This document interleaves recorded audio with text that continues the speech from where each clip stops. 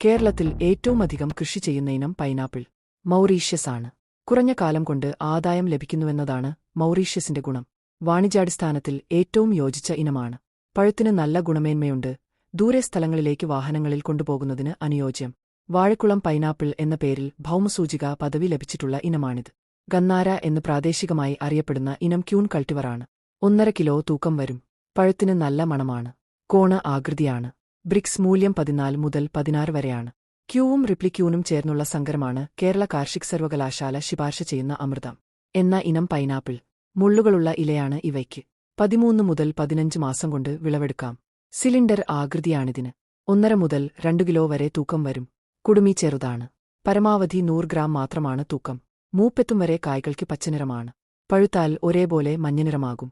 കട്ടിയുള്ള കാമ്പിൽ അധികം നാരുകളില്ല. നല്ല സ്വാദാണ്.